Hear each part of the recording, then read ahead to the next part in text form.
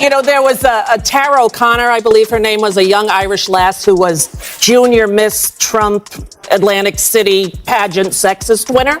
I have to say, the 55-year-old woman who lived through Vietnam, you know. When I was in 1973, my mom died, and 2 months later, they started the Watergate hearings. He was on that little escalator down with the fake crowd going, look, here's my wife who loves me. And she's like, how do I get out of here? You know, right? Trump just can't take a joke when it comes to his marriage, and his over-the-top reactions to jabs from Kimmel and O'Donnell prove it.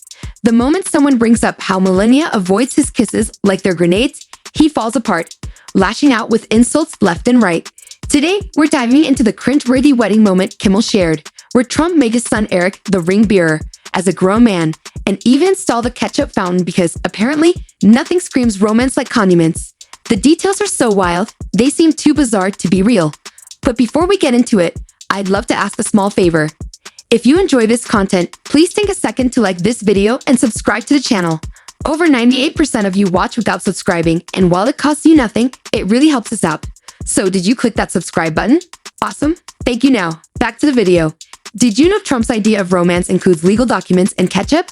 Let's break it down. While most people might express their love with flowers, chocolates, or a heartfelt letter, Rosie O'Donnell suggests that Trump has a very unique way of showing affection. I just thought it would never happen. Same here. So I've been wrong at every turn. I said to my therapist, you know, I got this new show, Smilf, but I have to go to Boston to start shooting. And she's the prostitute. That, who is he? He's the moral arbiter of 20-year-old behavior now, right? So then I said, you know, some facts that I just went on Wiki. Donald Trump has been mad at you for a very long time. Over a decade. Over a decade. Yeah. Lawsuits, not poetry or love songs, just straight up legal threats.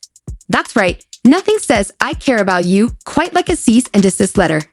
This strange approach to relationships isn't just reserved for his public feuds. It seems to be Trump's go-to move for handling all of his relationships, including his marriage. It's almost like he missed the lesson in school where they explained that intimidation isn't a love language.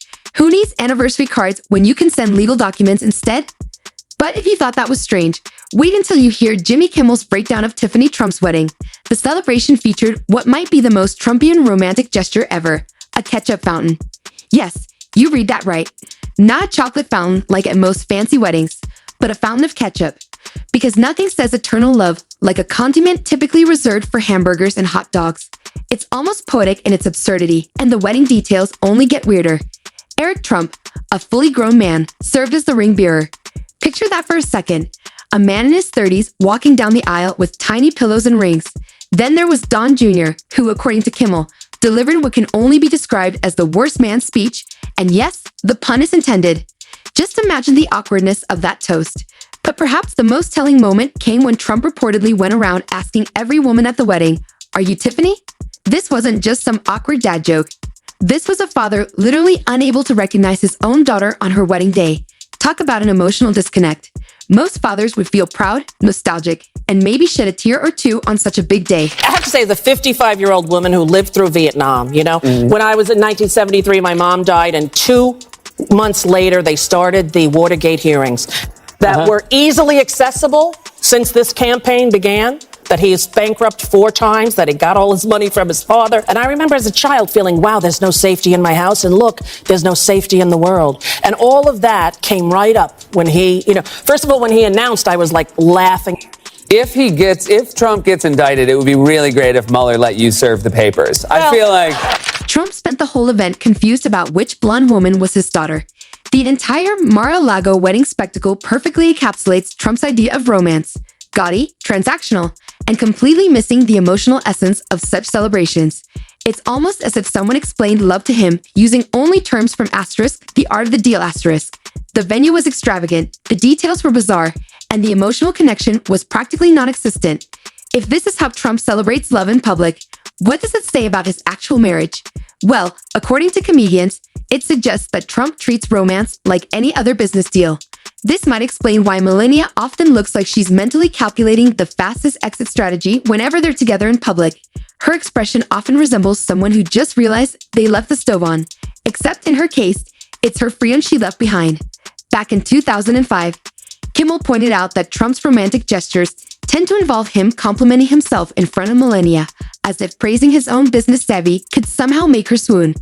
It's like watching someone who learned about romance exclusively from 1980s business magazines. And he said, just want you to know, I've forgiven her.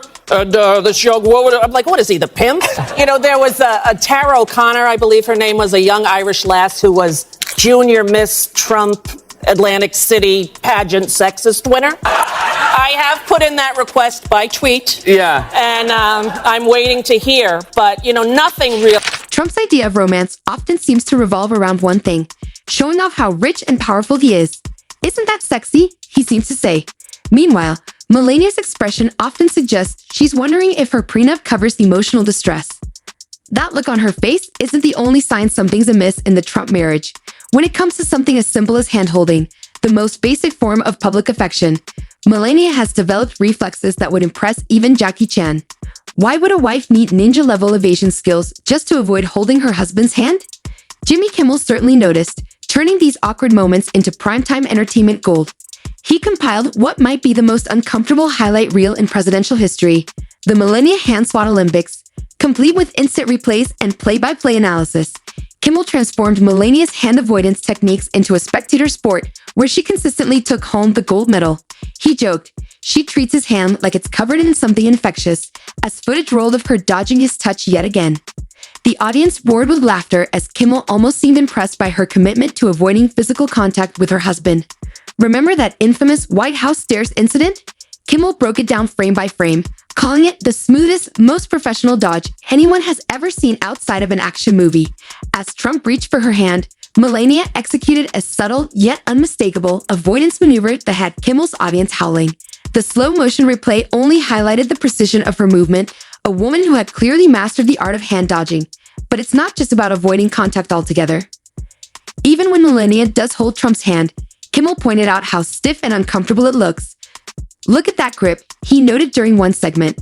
That's not hand-holding. That's like she's gripping a taser button and contemplating whether today's the day she finally presses it. The audience erupted in laughter as Kimmel mimicked her rigid posture and frozen smile.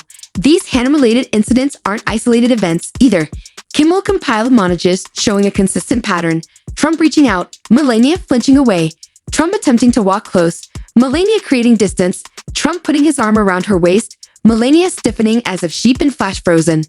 The footage paints a picture that's hard to ignore, and even harder to explain away as mere camera tricks or bad timing. What made Kimmel's commentary especially cutting was how he contrasted the Trumps with other presidential couples. In one segment, he showed clips of the Obamas walking hand in hand, laughing together, and sharing genuine moments of connection. Then, footage of the Bidens embracing warmly, with Joe Biden showing protective gestures toward his wife. Finally, he cut to Trump and Melania, standing stiffly beside each other like two co-workers who accidentally showed up in matching outfits.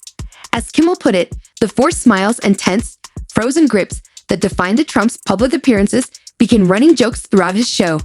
But beneath the comedy lay something that clearly struck a nerve with viewers, and with Trump himself. These segments regularly went viral, spreading across social media and reportedly sending Trump into fits of rage. Why? Because they hit on something authentic that all the campaign rallies and stage photo ops couldn't hide. Body language experts often appeared on Kimmel's show to analyze these interactions, and their conclusions weren't flattering to the former president. The term they used was physical aversion, a subconscious reaction that's nearly impossible to fake or control. These awkward moments weren't just funny to Kimmel's audience. They revealed consistent patterns that suggested something deeper about the Trump marriage. As one body language expert told Kimmel, when someone consistently avoids physical contact with their spouse in public, it's often indicative of significant discomfort in the relationship. The conspiracy theories about Melania aren't just about her hand dodging either. Have you ever noticed how she sometimes looks different? This sparked Kimmel's hilarious fake Melania investigation, where he examined side-by-side comparisons of Melania's public appearances with the precision of a forensic scientist. Sometimes she's 5'11", sometimes 5'8", sometimes she has completely different facial features. Kimmel explained, displaying photos that seemed to show some variations in her appearance. Taking the joke to absurd heights, Kimmel even staged mock auditions for the supposed role of fake Melania, with actresses trying to perfect the vacant stare and reluctant hand-holding techniques. While the body double theory might seem far-fetched, Kimmel built his case through meticulous analysis of Melania's micro-expressions. These small, almost imperceptible movements seem to tell a different story than her public statements. The excessive blinking when Trump spoke, the millisecond flinches when he reached for her hand, the calculated 3 feet of distance she maintained whenever possible. Watch how she blinks 400 times a minute whenever she has to stand next to Donald, Kimmel pointed out during one segment. That's not just dry eyes, folks. That's Morse code for HELP. And did it sort of start? It started from The View, yes? The View. Yeah. He was on that little escalator down with the fake crowd going, look, here's my wife who loves me. And she's like, how do I get out of here? You know, right? It's been really, we've sort of made the joke on the show that he's flip-flopped on everything except you. It's actually very true. The audience roared with laughter as Kimmel demonstrated what he called the Melania panic blink, an exaggerated flutter of the eyelids that suggested internal screaming. Kimmel found particular comedic gold in Melania's approach to her First Lady duties, especially her Christmas decorations, which seemed like they'd been designed by someone who had never experienced joy. When Melania unveiled the blood-red Christmas trees in the White House hallway, Kimmel couldn't contain himself. Those aren't Christmas trees. That's a scene straight out of The Shining, he joked, referring to the horror classic. These are trees handpicked by the devil himself. The eerie, unsettling vibe of her holiday decor gave Kimmel weeks of material. Most First Ladies decorate the White House to spread Christmas cheer, but Melania, according to Kimmel, decorated it like she was preparing for a horror-themed divorce announcement. The blood-red trees, standing in stark contrast to the usual festive greenery, seemed symbolic of something darker in the Trump household. Even Melania's prepared statements gave Kimmel more material. When she released her farewell message as the Trump presidency ended, Kimmel read it aloud with dramatic pauses, turning it into what he called a cryptic breakup text. Remember that violence is never the answer and will never be justified, Kimmel read, then pause for effect. Is Melania publicly dumping Donald Trump right now? Because that sounds an awful lot like she's talking directly to him. The crowd erupted with laughter as Kimmel continued reading, giving extra emphasis to phrases that could be interpreted as relationship advice. Kimmel also pointed out how Melania's body language often revealed more than her scripted statements. He noticed how she clutched her purse with both hands whenever she was with Trump.